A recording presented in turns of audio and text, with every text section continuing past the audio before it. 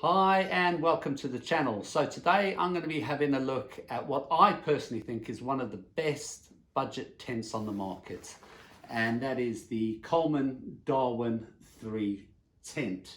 Now Coleman as a brand have been around for over 120 years, and they are well known for making good quality camping products but at an affordable price, and this tent is no exception. From reviews I've read, everyone really enjoys using this tent. Apparently it's a good quality tent for not a lot of money. Now, speaking of price, here in the UK, I picked this up for £75. On an average, they sell in between £75 to £85. I did have a look at one website where a chap was selling this exact tent for around, I think it was around £50. And although it was secondhand, he had only used it once and it was in excellent condition. So there are definitely bargains out there to be had if you have a closer look around. Now, looking at this tent, starting with the tent bag. The tent bag is a pretty substantial bag. It's definitely well made. It's got a good strong zip going down in the middle of the bag. It's got two good well-made handles for carrying the bag. It's a waterproof bag. Now the weight of this bag, including the tent, the pegs and the poles, is coming in at around 3.4 kilos. So that is quite heavy, I know, but if you remove this bag, because it is a pretty substantial bag, and you take your tent out and your poles and pegs, you can get the weight down closer to 2.8 kilos, which is better. So you can do that if you want. Now, looking closer at the tent itself, looking at some of the specs of this tent. The tent is a dome tent. It is a freestanding tent. It is a 3-season tent. It comes with standard fiberglass poles. It comes with standard ground pegs. Now this tent does come with Coleman's own unique sort of ring pin construction, and we'll have a closer look at that when I set the tent up in a bit. But what the ring pin construction is that on the corners of the base of the tent, where you've got sort of the loops to put your ground pegs through and secure your tent down, on those loops is actually another pin that sticks up. And when you're putting the tent up, you take that pin and you actually put it up inside the tent poles, and Coleman say that makes setting up the tent a lot easier. Now, with regards to the strength, the overall strength of the tent as well, Coleman do say that they are happy and are confident that any of their tents which they manufacture are capable of withstanding up to 35-mile-per-hour winds, which to me is more than enough. I think if you're going to go somewhere where the weather's going to be a lot more extreme, then obviously you're going to be wanting to spend more money on a tent that can withstand more extreme weather.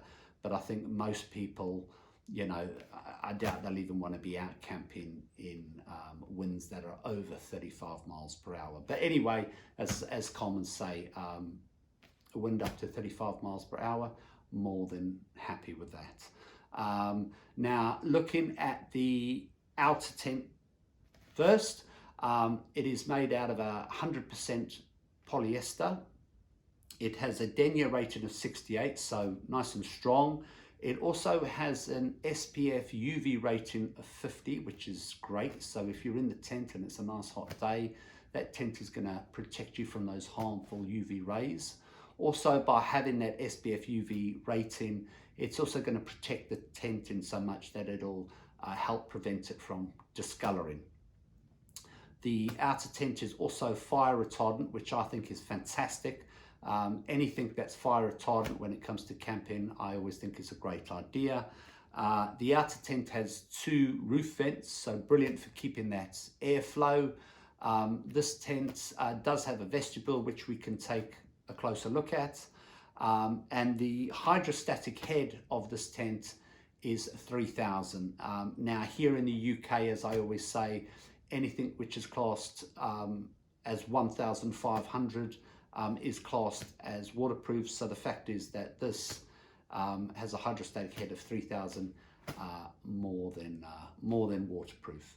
Now the inner tent is 100% breathable polyester.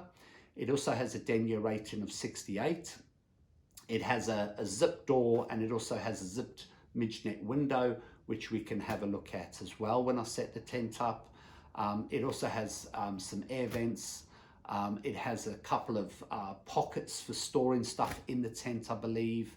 And it also, most importantly, has a hook on the roof, so you can hook that little camping lamp or lights. I know it sounds daft, but whenever I do a review on a tent or a bivvy bag, it's amazing how many people ask me that question. Oh, you know, Richard, does it actually have a hook? So it's obviously quite important for a lot of people. And hey, it does make it really easy just to hook a little lamp up in your tent.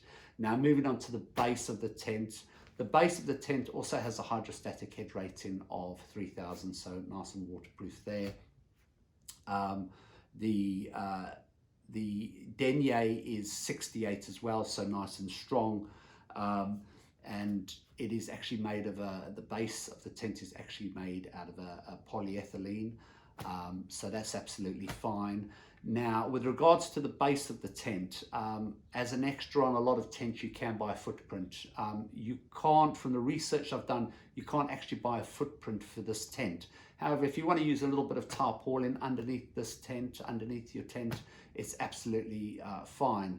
I actually have a good tip for when you're using tarpaulin underneath your tent. So if you go back and have a look at my last video where I gave you my top 10 camping tips, I give you a great tip on tarpaulin in that video. So go and check that video out. Now, looking at the inner tent, the sleeping area of the tent, this is measuring the length of the inner tent is measuring at around 210 centimeters. The width is coming in at 180 centimeters, and the height of the tent at the highest part of the tent, so right in the middle of the tent, is 110 centimeters. Now, for those of you that watch my videos, you will know that I mentioned that I am personally 6'2", and I always like to sit in a tent and just gauge what the height is actually like. So you can then gauge yourself. Maybe you're taller than me, maybe you're the same height, or maybe you're shorter. So you can then gauge how comfortably you would fit inside the tent. But anyway, those are just a few specs on the tent. Let's take the tent outside, let's get it set up, let's have a closer look at it.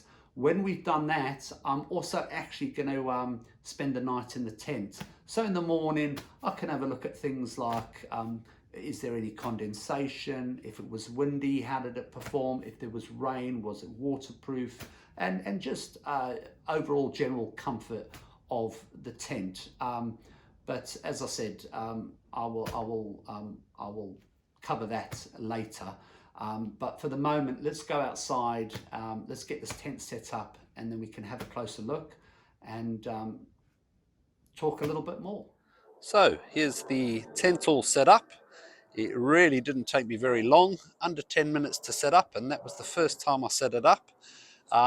Now, because it was so easy, I'm not going to go through the setup process. Now, with regards to setting this tent up, you do have to set the inner tent up first before the outer tent. And then obviously just 4 guidelines and anchor the tent down, and that's it. So as I say, really nice and easy. Coming into the tent here, you can see the camping lamp logo, which is Coleman's logo. and above it you can see a roof vent, and there is another one of these roof vents the other side. Moving back around the front, you can see the vestibule coming out. Behind the vestibule you've got another zip door, and on that zip door you get a small mesh window which you can undo. Now I will show you some photographs in a minute of the different options when opening the door, but just looking down the side, obviously I'm not going to go all the way around the tent because what you see at the front and the sides is going to be the same on the other sides. Now coming down the front here, you've got a couple of little logos there. The one on the left is just obviously the Coleman Darwin 3 logo. Next to that in the middle, it's just your SPF UV 50 badge to tell you that it has a UV guard, and next to that it's just telling you that it's fire retardant. So anyway, there's the tent. Also while we're here, just as you can see down the front of the entrance, the vestibule entrance, you've got this green cover which goes over the zip, and that's just an extra layer of protection. So if it does rain, it's definitely going to help keep the rain out. But as I said, nice and easy to put up this tent. Nice looking tent. But let me show you some more photographs of the tent and the different options when opening the door.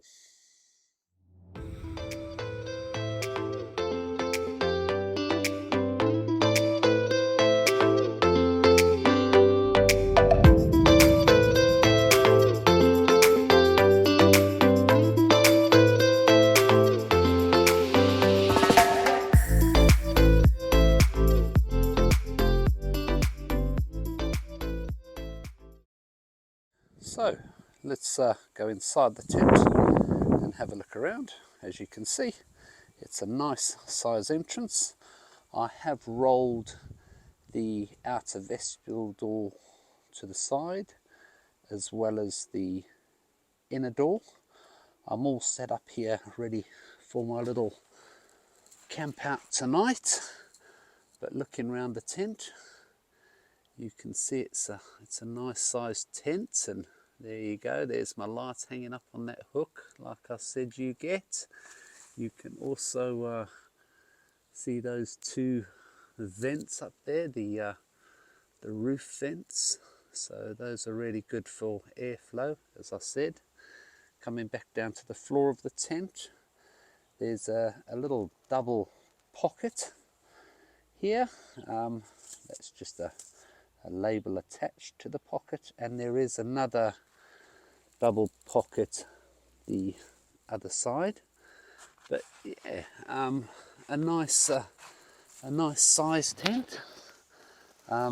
Looking out from this way, what I'm going to do now is I'm just going to close this vestibule, and then we can see what that looks like when it's closed. So let's close that off now. So right, okay, so that's all closed off. As you can see, it's not a bad size vestibule, big enough for to put some shoes or a little rucksack or a little stove in there. Now if I also just undo the inner door, hopefully I'll be able to get that done for you, trying to do it one-handed here, and just undo this one here like so. I can then close that all the way around like that. So you've got your inner door, and then just over here you've got a little mesh window which you can open up, and that drops down there. You can roll this up and make it neater, but I'm just showing you so you can have a little window and look out there. Now some tents have the main door, and then they have a separate sort of midge-net mesh door.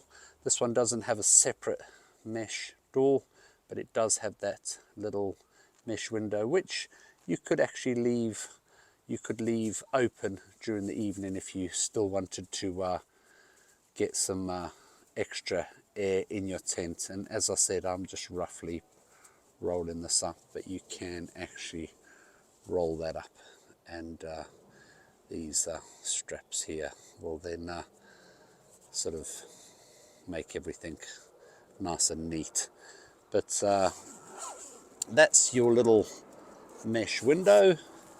Let's open this up again, and then obviously, like I showed you when we got in, this can all be secured back. So yeah, that's the tent.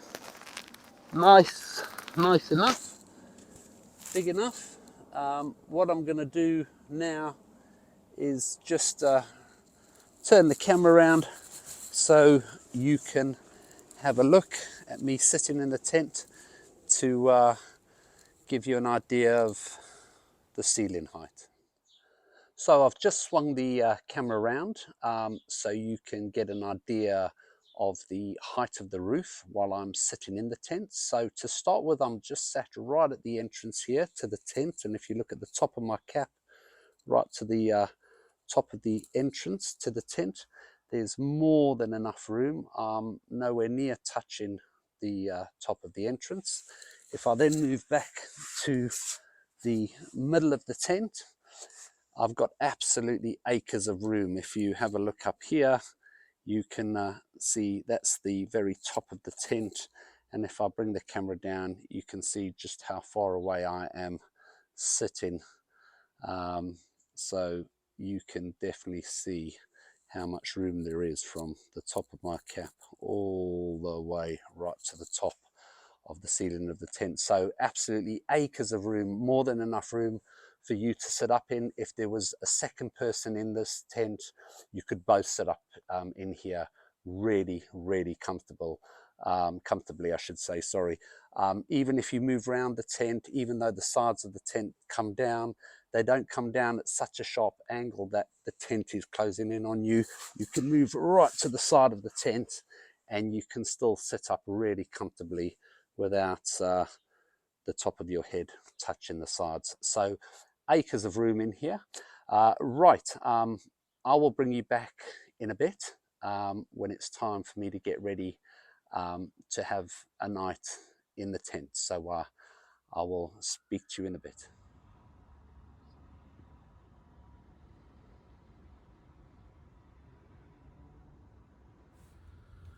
So guys, here I am in the tent, looking forward to getting a nice night's sleep.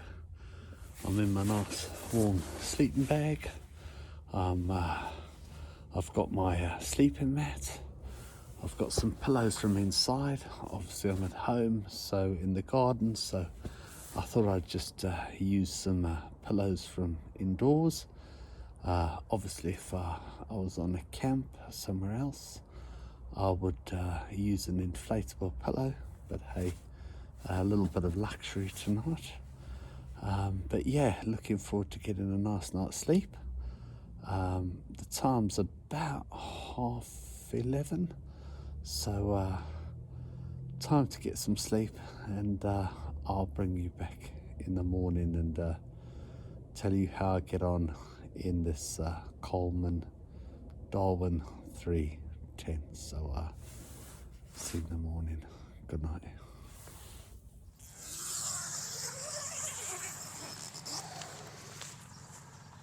Wow, what a bright morning, or what I should say is good morning. Had a really nice sleep last night, really comfortable. More than enough room in here, plenty big enough for 2 people or 1 person. For 3 people, I would say it's too small. Definitely, it'd be on the cramped side if you try to get 3 in. But like I say, for 2 people or for 1 person, more than spacious enough. The weather last night, the temperature only went down to about 5 degrees Celsius, so it wasn't too cold. There was a light breeze. There wasn't any rain last night. Now, this morning when I got up, I had a good look around this tent, and I couldn't see any condensation anywhere. So that's a massive bonus. What really did help was the 2 air vents in the ceiling of the tent. That was really nice. That encouraged some nice airflow into the tent. And I think with that constant airflow, it definitely helped eliminate the condensation. Now, if it had have rained last night, I'm more than confident this tent is waterproof enough, so I wouldn't have had an issue if the heavens had opened. If the wind had got up last night, to be honest, this tent feels really, really stable, and like Coleman say, they're happy for their tents to be safe up to 35 miles per hour. And like I say, this really feels more than sturdy, this tent. So if the wind had have picked up, I would have been safe as houses, shall we say. Other than that, yeah, a really comfortable night. Definitely am going to look forward to using this tent again. But yeah, let me get inside, have a shower, grab a nice cup of tea, and then I'll bring you back for my final thoughts. Right, just got indoors, made myself a nice cup of tea, and I also thought I'd take this opportunity to give you my final thoughts on the Coleman Darwin 3 tent. Well, what can I say? What a smashing little tent. A tent that costs not a lot of money, under £100 here in the UK. I think it ticks so many boxes. You know, it was really easy to put up, really easy to take down. It looked good. It was freestanding, so you could move it around easily.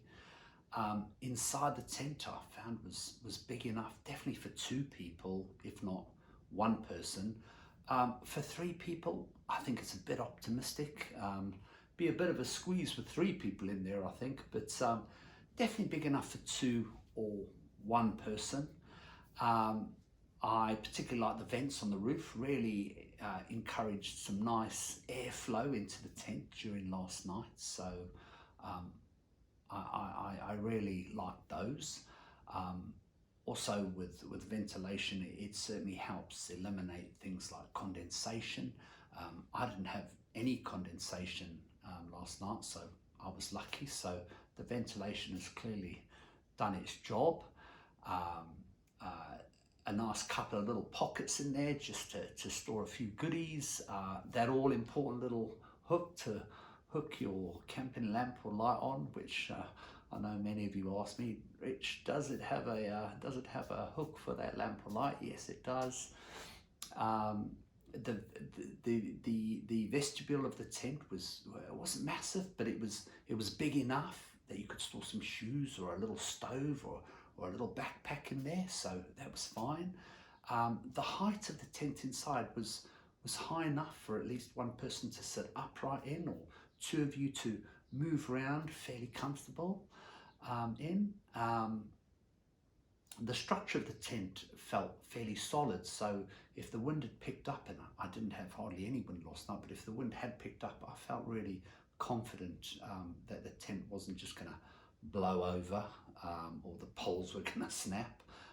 And as Coleman say, they are confident that any of their tents can withstand up to 35 miles per hour winds.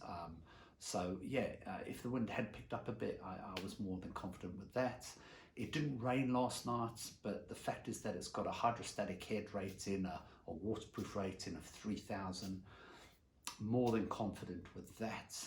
If the heavens had opened, I really didn't feel I would have got wet.